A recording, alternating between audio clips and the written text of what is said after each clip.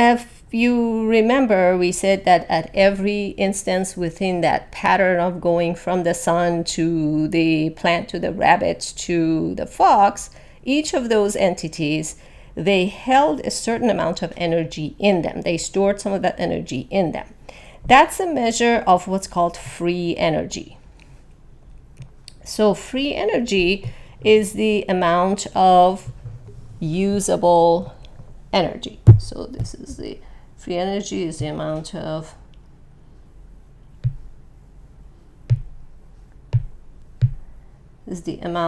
usable energy. So if the rabbit has in it 100 kilocalories of energy, that's a unit of measurement of energy. That's the free energy associated with that rabbit. That's how much it is available in the rabbit for the fox to consume. Okay, so that's G. So free energy is recorded as G. Now, when we talk about energy transformations, what becomes important is the difference in the amount of usable energy, which we call delta G. Delta G. And the symbol for delta is this triangle in here. Okay? So delta G means the difference of usable energy when we go from one space to another. So if we say we have the rabbit here, it has a certain amount of G, free energy, and the fox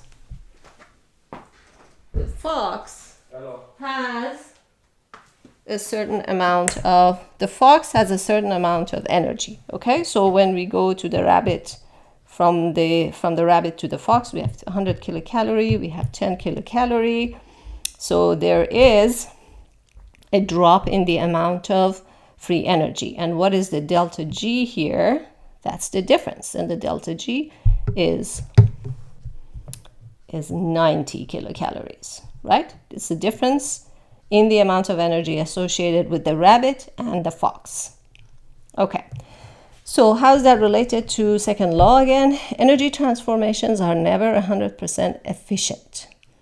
Okay, free energy specifically refers to the energy associated with the chemical reactions that is available after the losses are accounted for. So that's you have 90 kilocalories of losses here, and that's what's left for the fox. That's the free energy that is available in the fox. And 100 is the amount of free energy available in the rabbit. Okay, so these numbers, as I've mentioned before, and I highlight them here again, the red numbers on this image represents free energy. So when the energy from the sun is captured by the plant, there's a huge amount of energy is coming in here. And from that amount of energy only, and this number is arbitrary, it's just for an example, only 1,000 kilocalories are stored in the plant. Okay, so that's the free energy associated with the plant. Then when this energy is being used by the rabbit, not all of it is going to be stored in the rabbit. So the difference is lost. Okay? And of course, not all of it is lost. Some of that difference in energy is being used by the rabbit so it can move and fund its movement, so on and so forth. And the same thing here.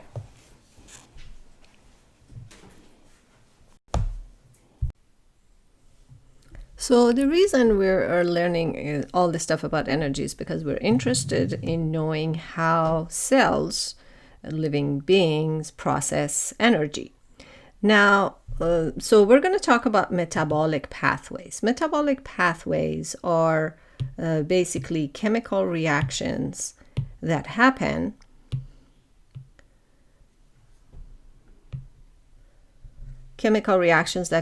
within your body. So, and pathways are a collection of chemical reactions that happen one after another. So what are some of the examples of when metabolic pathways happen?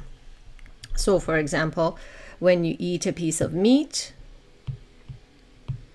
your body transforms it into individual, breaks it down through a series of pathways and breaks it down into individual amino acids, which your body can then take and incorporate into your own body as your own muscles. So that type of breaking down larger molecule into smaller molecule is called catabolic pathways. There's a series of pathways that take large molecules and breaking down into smaller ones. And since bigger molecules carry a lot of potential chemical energy, when the cell breaks it down into smaller pieces, energy is released. So catabolic pathways are usually energy releasing.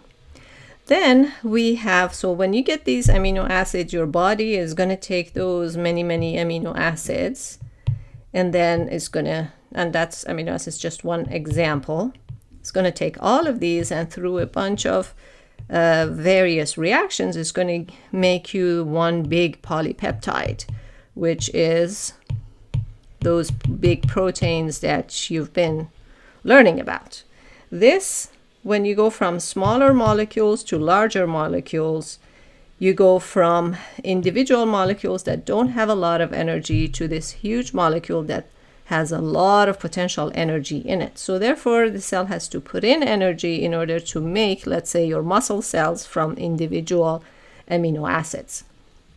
This kind of metabolic pathway is called an anabolic pathway, which requires an input of energy. So now let's talk about catabolic and anabolic pathways in the context of photosynthesis and cellular respiration. So you can see that we're starting with respect to photosynthesis, we're starting with a small molecule. This is small, only 1 carbon and 2 oxygens. So this is a small molecule. Water is also a small molecule. But then what we're getting is, even though in terms of scale, this is much smaller than these, but the reason I drew them here, I just wanted you to see the number of molecules, number of atoms in one molecule. And you can see glucose has a lot of different atoms, and it's a bigger molecule, right? Oxygen is a byproduct, so that doesn't really count. So we can see that we go from smaller molecules that don't pack a lot of potential energy to building a molecule that has a lot of potential energy. This would be photosynthesis, and that's what happens when the energy of light is put into the system and it's captured to go from molecules that have low potential energy to a molecule that has a large potential energy. This is an example of an anabolic pathway. And then with cellular respiration, we see that we're going from a big molecule to 2 small molecules. Small. So we're going from a molecule that has a lot of potential energy to molecules that don't pack a lot of energy, and we see that energy is released in the form of ATP. So this would be an example of a catabolic pathway. So we go back in here again. I would like you to label this image or write as a text what part of this image do you think represents photosynthesis, and what part of it do you think is representing cellular respiration. Okay. So we talked about metabolic and the metabolic pathways and anabolic and catabolic reactions or pathways. We're going to go deeper into individual reactions and what happens in a particular single reaction in terms of energy. If you remember, we said metabolic pathways are made up of a series of chemical reactions. Now we're going to look at one reaction at a time. So in terms of energy, there are 2 different types of reactions, endergonic and exergonic. And they're different in the way of what happens to the energy. So ender, you can remember this ender and equate it to the word enter. I apologize for my writing. I'm not really good at writing with these pens. So enter, that means energy enters into the system. Exergonic packs, where you can take this and remember that this represents exit. So energy exits from these reactions. And you can see the energy profiles of these reactions down below in here. This is this one is energy profile for an exergonic reaction. This is for an endergonic reaction. Now, whenever you want to decide, given a graph like this, you always want to ask this question or think about this question. You got to compare the energy of reactants, amount of free energy in the reactant, to the amount of energy, free energy in the product. So if you take a look at here, for an exergonic reaction where the energy exits, the amount of energy, free energy, let's say we're gonna write R, reactant, the amount of free energy in the reactant is higher than the amount of energy in the product, right? So we're actually, what happens? We're losing energy. There is a difference, which is called delta G. The delta G is negative. That means we are losing energy. So when you're going from a high energy molecule, this is high energy, to a low energy molecule, there is a difference in the amount of energy. And from the first law of thermodynamics, we know that energy is not destroyed. So what happens to this difference in energy? What happens here? Well, this energy is released. Okay? That's why we call that an exergonic reaction. Energy is exiting the system. Now, when you look at in here, you have the reactants. It has a certain amount of free energy associated with it, but it has a lower free energy compared to the product. So you actually have to input this energy, right? This energy has to come from somewhere. We can't create this energy out of thin air. That's the first law of thermodynamics. So therefore, you need to input energy in here. Let's recreate these energy diagrams from scratch here so you can better understand them. So there is a y and an x-axis. On the x-axis is usually time or reaction process or progress. And on the y-axis is energy, which is free energy, which is G. Okay, so let's take a look at a reaction for an exergonic reaction.